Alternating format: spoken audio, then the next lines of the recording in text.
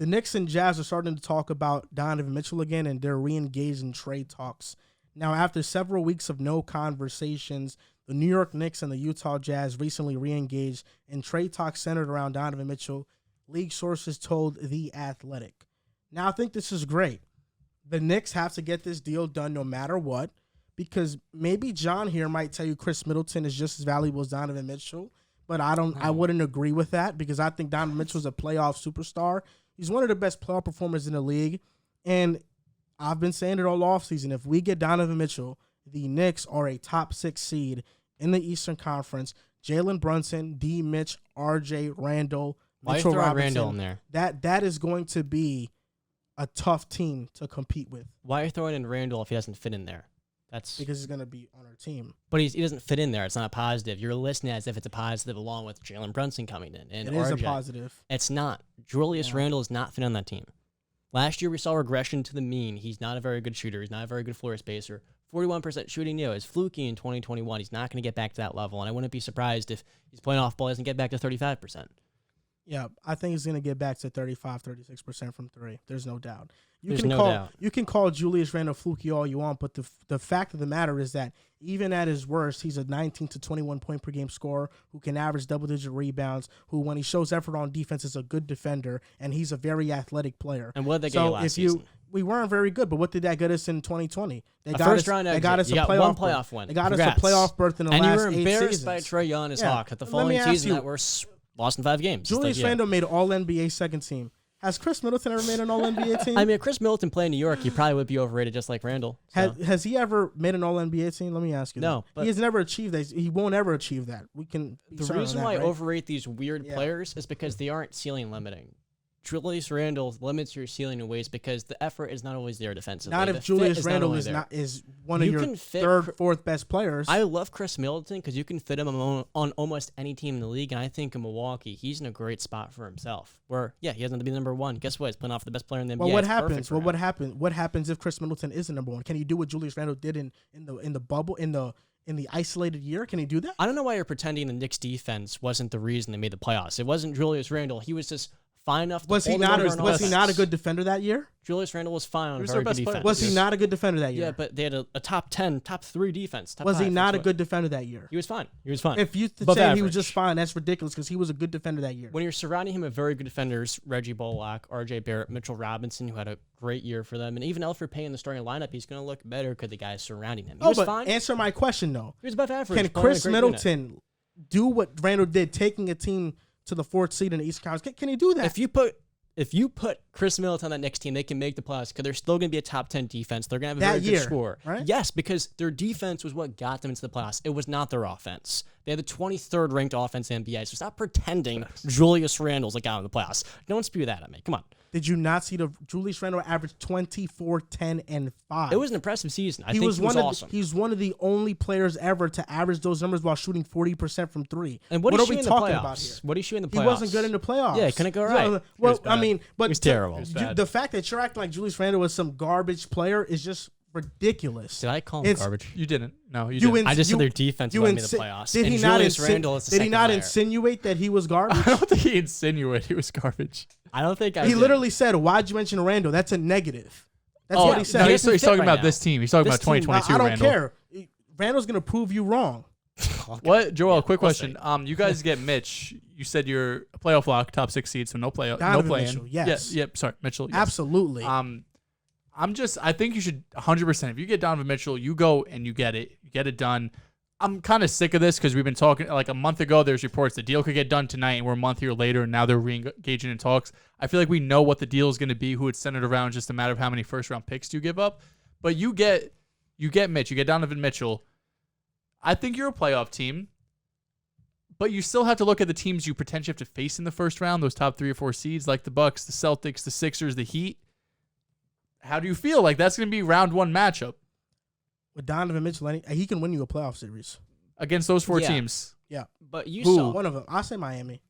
Right now, Miami. You saw that Dallas series, and what really stood out to me was the way Jalen Brunson earned max money. Well, max, he's worth $20 million. I think also maybe like the Bucks. Maybe if like Chris Middleton gets hurt because He's what makes them contenders, No. and I What are don't you think saying? You'll I was in the not middle be- of something. You'll not be in the Bucks, bro. maybe What I without was- Middleton, right? I think so. You're not be in the Bucks. What I was getting at here is the way Jalen Brunson made Donovan Mitchell look like a turnstile on defense was embarrassing. And so I do think you should mention that while he's an incredibly prolific scorer. That's part of this. And I don't think Donovan Mitchell's number one. My question for you is, how much are you willing to give up for Donovan Mitchell until we're going too far? And this is during a Carmelo Anthony 2.0 where our team's not good enough. We invest everything into him. Everything, because right now, the love it. Knicks are not in the same position that they were in when they traded for Melo, because we don't have established players that we're trading for Donovan Mitchell. Everything includes RJ Barrett. What do you mean? You said you trade everything for Donovan Mitchell. Oh, well, not- Everything. not I think he's saying not- like not the treasure RJ. chest of draft picks and Like, I'm OB trading- and I'm Grimes. What's the most you're willing to give up for Donovan Mitchell and just say, okay, maybe we should just hold on to these assets because I'm trading can- Grimes. I'm trading Obi. I'm trading quickly. I'm trading our picks. It doesn't matter. how many picks? You're trading up three unprotected, three I mean, pick swaps? 3, 4, 5. I don't give a fuck. I'm getting Donovan Mitchell. Whoa. Love it. When we traded for Carmelo, you want to know who we gave up? Danilo Gallinari, who was good at the time. He's better than any of our young players we currently have. That Gallinari was good as hell. Yeah. Wilson Chandler was a very good wing who averaged 16 in Denver. Timofey Mozgov, who hadn't developed at the time, but was good. We also gave up our starting point guard at the time, Raymond Felton, for Carmelo, along with picks that one of them ended up being Jamal Murray. Right now, we don't have – the Jazz are not asking for those solidified players in a deal like that. Do you know who you're Getting dealing with? Mitchell is going to not only make our roster Dealing better, with the GOAT. getting Dealing with the Mitchell – GOAT. They're not dealing with Kevin McHale. getting over here. Donovan Mitchell is He not only thinks going to that. make our roster better, but it's going to make players want to come to New York. So when Giannis is off his contract and he's tired of playing with Chris Middleton, he's coming to the Mecca. It all wraps together. Okay, so Danny Ainge is not going to lose a deal, and he's not going to trade Donovan Mitchell for anything less than what he's worth. He's only going to trade him for what the market desires. And basically what he's doing, similar to Rudy Gobert, he's not really holding the Knicks against the wall, making them bid against other teams. He's making you bid against the against Jazz for the Jazz keeping Donovan Mitchell. They're You bidding know? against themselves. Yeah, they basically Yeah. are, because Danny Ainge is going to have all the leverage here. So you think is- Danny Ainge wants to risk having Donovan Mitchell for this season? risk having a guy who you think makes a team a playoff lock, right? Well, the Knicks, not that Jazz current roster. You think Danny Ainge wants to risk having Mitchell on the team, have him win you games, which essentially will take you out to Scoot Henderson, Victor Wembanyama sweepstakes. You think he wants to do that? Are those guys as proven as Donovan Mitchell, who, hey, look, stars You're don't talking come around about often the rookies? in Utah. No, they're not proven like Mitchell. Yeah, he makes a team But playoff lock like you're saying, so he's pretty valuable to a team like Utah. the Jazz are obviously in a rebuild, which is why they don't want to take back players that are actually solidified. Donovan's just 25 years old. But they're not interested in keeping Donovan through this rebuild. Well, this is how they're going to talk to the Knicks, and they're giving up 7 first round I don't picks. If disagree. Danny I don't Ainge wants to disagree. be hard-headed, he can send his ass to Washington or Charlotte because they're also interested. But I guarantee you, But your they're package is not going to be gonna- better. Pause. our packages are better, Yeah. significantly better, because they're larger. Wow. Here's my other question for you, because okay, so You got to say larger. I like Donovan Mitchell in New York a lot with Jalen Brunson.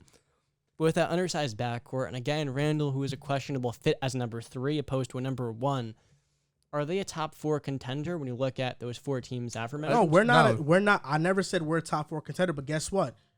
Players that want to come to New York, the interest now grows because they're saying we want to play with Donovan Mitchell, and I'm fine with trading our young players. I'm fine with trading our picks.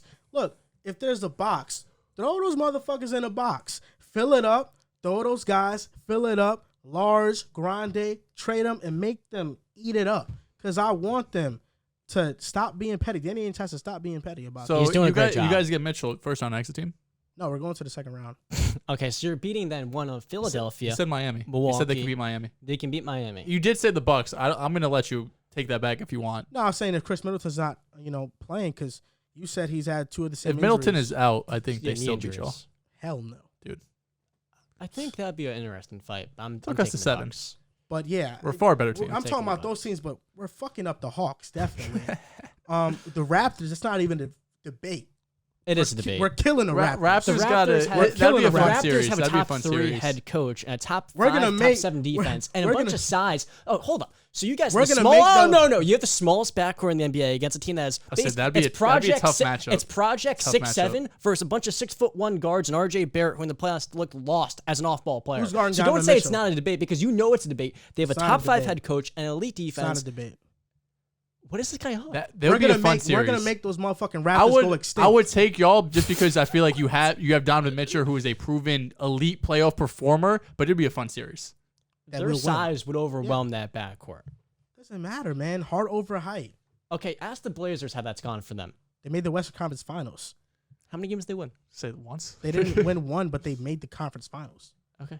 And they beat a Nuggets team that was nowhere near what they were going to become. And it really, quite frankly, it was an impressive run. That's We it. have a small backcourt. So does Toronto. Fred VanVleet and Gary Trent isn't one of the biggest backcourts. Gary Trent 6'5". So Okay, and Mitchell is he 6'1". still would cook his ass. He would doesn't cook his matter. ass. He would. Gary Trent's a pretty good defender. I know, It but doesn't matter. It's Donovan Mitchell. He's not. Donovan Mitchell last year wasn't Donovan. He was getting cooked defense. He was the one getting cooked. And here's my Mitchell's other gonna thing. give you fucking 30 a night. I love the theory of the Knicks getting an awesome free agent, but the practicality of it is so unrealistic because when you just look at the stars they've acquired, it's been through trade in Carmelo. I mean, they signed Amari Stoudemire and Julius Randle. That's because we haven't been an attractive destination. But you guys, you've been saying this for years. I feel like you were an attractive destination when you got top 3 pick and RJ Barrett. You were an attractive destination with Carmelo Anthony. Now's our chance. But